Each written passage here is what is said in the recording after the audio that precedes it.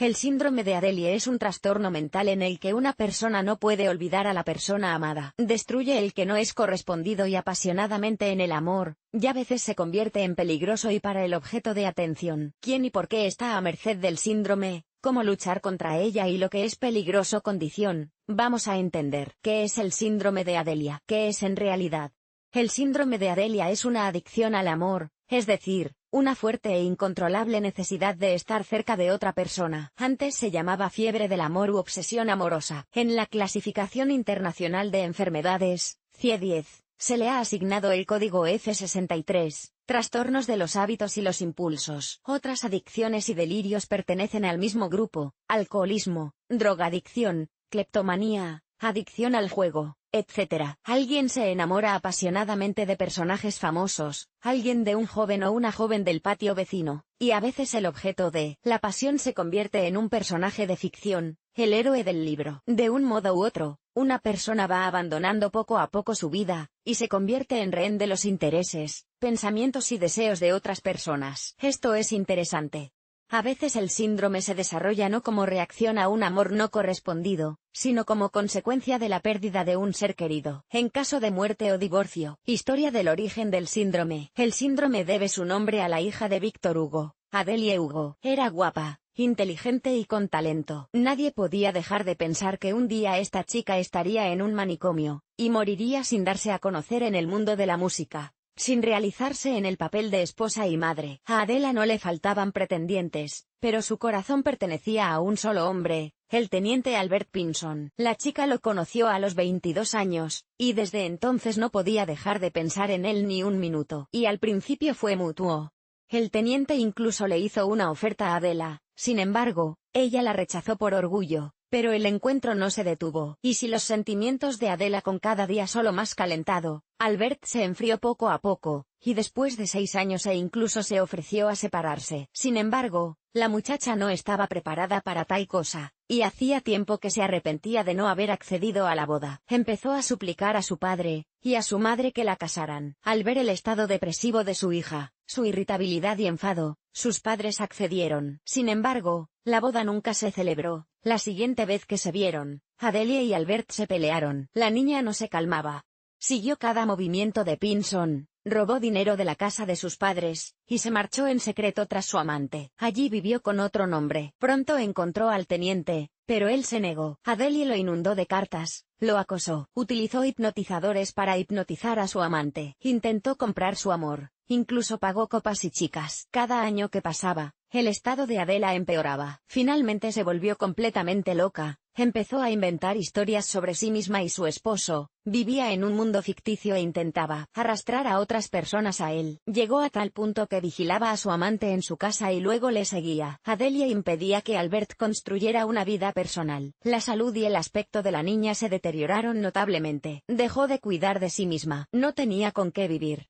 Hablaba sola. Los vecinos la llamaban la loca del pueblo. Su padre le enviaba cartas y le rogaba que regresara, pero Adelia seguía rondando Pinson. En 1872, unas personas amables la acogieron y la llevaron a casa. Sin embargo, el padre no reconoció a su hija. No tuvo más remedio que internarla en un manicomio. Allí acabó sus días, sin dejar de escribir cartas a su marido y a sus hijos. En 1915, a la edad de 85 años, Adelia falleció. Causas. Las condiciones psicológicas previas para el desarrollo de la enfermedad son las siguientes: déficit de amor por parte de un progenitor del sexo opuesto, necesidad de mendigar atención y afecto, pérdida de un ser querido. El paciente tiene miedo de experimentar tal estrés, por lo que obsesivamente quiere estar cerca del objeto de simpatía. Escenario de víctima. Inconscientemente la persona busca su relación tirana y dependiente. Pérdida de un amante, fijación por la misma persona o por alguien que se le parece mucho. Las personas con otras enfermedades mentales corren este riesgo. Por ejemplo, Adelia Hugo, incluso antes de enamorarse, sufría depresión y pesadillas por la muerte de su hermana. Síntomas del síndrome de Adelia. Signos clínicos del síndrome de Adelia en hombres y mujeres. Cuidados obsesivos que dan ganas de huir, control y vigilancia totales. Un cambio de círculo social a uno que te acerque a tu amante, o aislamiento. Cambios de aspecto, incluida la cirugía plástica para ajustarse al ideal del amante, alejamiento físico y psicológico del objeto de atención, idealización del objeto de amor, pérdida de apetito e insomnio, manipulación y amenazas. El paciente vive las necesidades, intereses, deseos, aficiones del objeto de la pasión. Se produce una destrucción gradual de la personalidad del obsesionado. El síndrome de Adelie en las mujeres. Signos específicos del síndrome de Adelie en las mujeres: enamoramiento de mujeriegos, alfonsistas,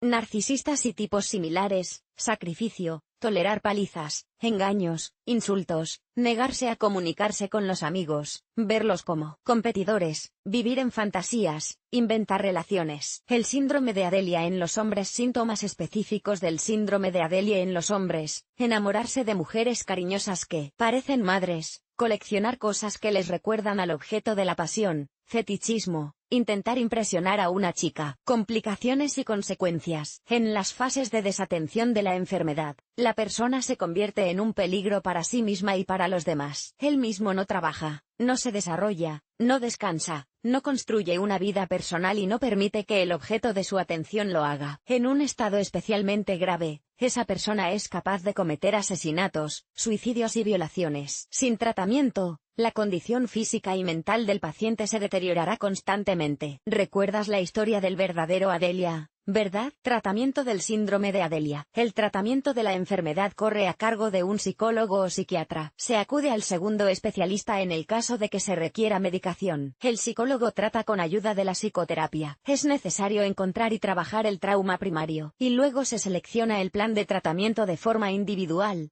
en función del tipo y las características de la personalidad, los recuerdos traumáticos, la etapa de desarrollo de la enfermedad. Atención. En las primeras etapas del síndrome es fácilmente tratable, el pronóstico es favorable en el 100% de los casos. En estadios desatendidos, los cambios en la personalidad y el psiquismo pueden tener un carácter irreversible. Diagnóstico. El principal método de diagnóstico es la observación durante una conversación con un psicólogo. Como complemento se puede utilizar el test, por ejemplo, la metodología de A.New. Egorov sobre la detección de la adicción al amor. Además, los médicos realizan análisis médicos, resonancia magnética, electroencefalograma, tomografía computarizada, para las hormonas. Es interesante. El síndrome de Adelia se diagnostica con mayor frecuencia en mujeres de entre 25 y 45 años. Síndrome de Adelia Hugo. Mis recomendaciones basadas en mi trabajo con pacientes: tirar las cosas que le recuerdan a su amante, mudarse a otra ciudad, cambiar de trabajo, tomar una ruta diferente. Todo esto es inútil. En la lucha contra el síndrome de Adelia, la obsesión vive en el interior del paciente, por lo que le perseguirá en cualquier parte del mundo y a cada minuto. Esto es lo que puede ayudar: encontrar defectos en el amante y centrarse en los recuerdos desagradables. Recuerde la idealización, ¿verdad? Volver a los viejos intereses, construir su plan para desarrollar su vida, educación, carrera, aficiones. Autoanálisis.